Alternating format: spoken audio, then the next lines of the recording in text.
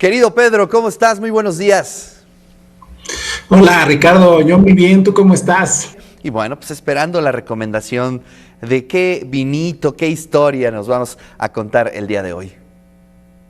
Hoy tenemos una historia, uno de los más grandes escándalos en la industria del vino, en la historia del Mundial del Vino. Y no sé si te acuerdas tú de aquel capítulo de Los Simpsons, cuando Bart se iba de intercambio a Francia y pues me lo ponían allá a trabajar en una bodega Claro. vinícola.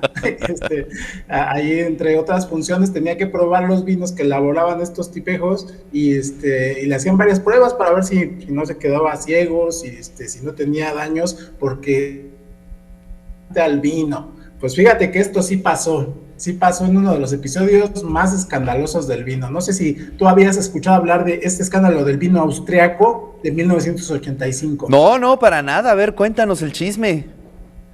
Pues primero que nada pongámonos en contexto, 1985, la Guerra Fría, el vecino de Austria, Alemania, un gran aficionado a los vinos blancos, a los vinos elaborados con uvas como Riesling, como Silvaner y particularmente a los vinos dulces, a los vinos semidulces, secos, este estilo que tienen tan nominado los alemanes, pero que no podían ellos elaborar por lo dañado que quedó la industria tras las condiciones de la Guerra Fría. Pues muchos, principalmente en la Alemania Occidental, muchos pequeños comerciantes, supermercados sobre todo, empezaron a echar mano del vino austriaco, de sus vecinos de Austria. Para la década de los 70 ya se exportaba muchísimo vino austriaco que tenía características muy particulares, muy similares a las que se producían en Francia con estas uvas que te mencioné y que pues llegaban a ese país a un menor precio, ¿no? Y en grandes cantidades, también hay que decirlo.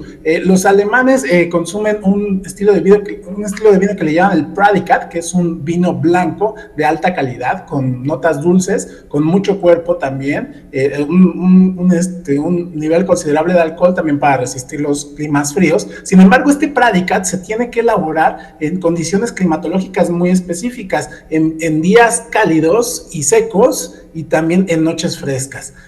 Pues esta mecánica del vino vienés que entró a Alemania, pues empezó a prosperar durante finales de la década de los 70 hasta muy entrada la década de los 80.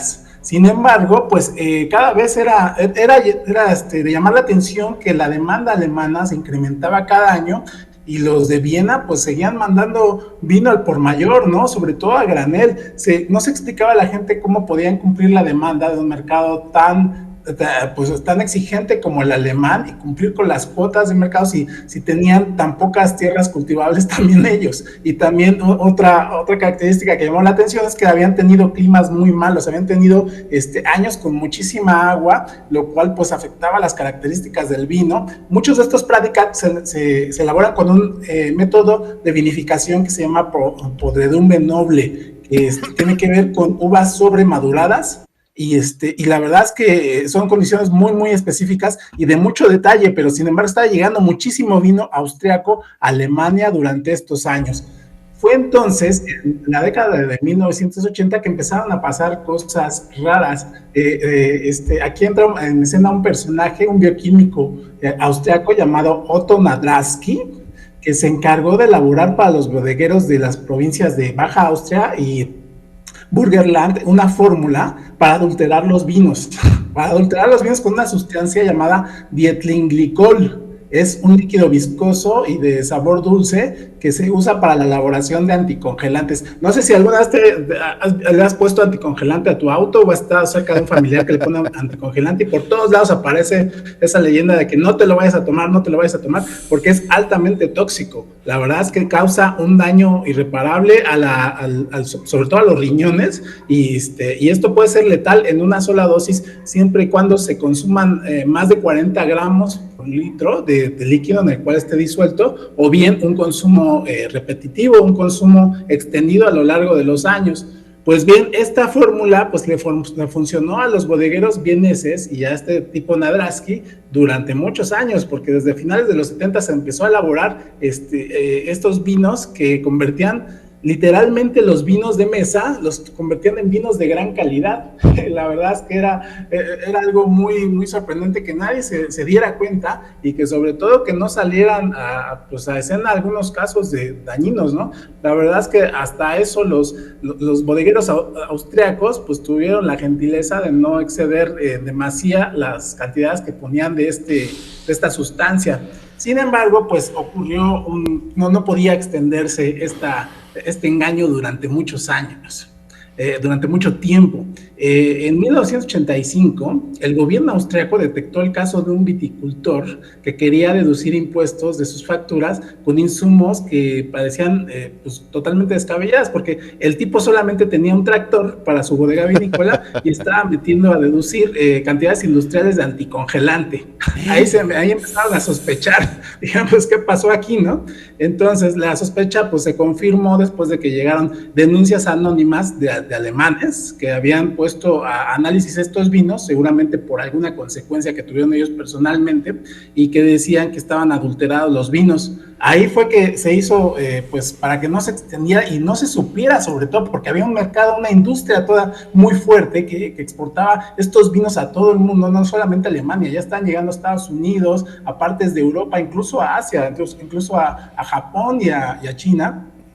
Pues para que no se corriera el rumor, empezaron a hacer auditorías en todas las vinícolas, en todas las bodegas, y pues ahí se descubrió toda esta maraña de engaños que pues detectaron pues ya como a 80 bodegas que estaban en estas prácticas, que tenían vino contaminado. En algunas ocasiones se dice que ni siquiera tenía extracto de uvas, o sea que lo hacían con azúcares, con esta sustancia y con algunos jugos de otras frutas. La verdad es que estaba espantoso este tema, y el problema es que había vinos que tú sabes que el vino puede extender su vida durante años. Muchos de estos vinos se habían producido con esta técnica desde finales de los 70s, no se habían esperado a esta fórmula que elaboró Otto Nadrasky. La verdad es que había muchísimos vinos contaminados y la psicosis fue tal que el resto de los bodegueros, para que no les cerraran, empezaron a tirar toda su producción al caño, literalmente a los ríos, contaminando arroyos, plantas tratadoras, y ahí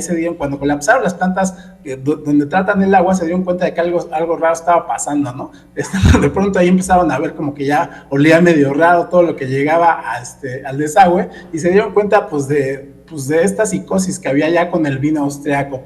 Pues ahí, a partir de ese momento, pues empezó a correr la voz, y fue digamos que el epílogo de este triste episodio del vino austriaco llegó el 12 de julio de 1985, cuando un diario alemán publicó el caso de 11 personas intoxicadas en un cumpleaños de una abuelita a causa de vinos austriacos, adulterados con adelante, todos intoxicados. La verdad es que fue un caso terrible y que le hizo un gran daño a la industria del vino de Viena. A partir de ese año se empezaron a establecer reglas bien fuertes. Se dice que la ley de vinificación de Austria hoy en día es una de las más estrictas del mundo. Sin embargo, pues durante muchos años, incluso en Estados Unidos, se retiraron todos los vinos durante varios años, y pues ya la mala fama de estos vinos austriacos pues se extendió durante varias décadas. La verdad es que es una historia bastante interesante y pues para ponernos ahí a reflexionar. ¡Qué miedo! Ver todas... Sí. ¡Qué miedo! Imagínate, te vas a comprar tu botellita de vino y resulta que te estás tomando el anticongelante. ¡Qué barbaridad! Sí, o que de pronto no sepas esta historia, te regalan un vino de guarda de los años 80 y tú piensas que lo vas a decantar y todo, y era uno de los malos, ¿no? Uf, que sobrevivió. No. La verdad es que hay que estar muy atentos a estos temas. Querido Pedro, muchísimas gracias por esta historia, estuvo increíble. Te mando un fuerte abrazo. Un abrazo para ti, nos escuchamos pronto, hasta pronto.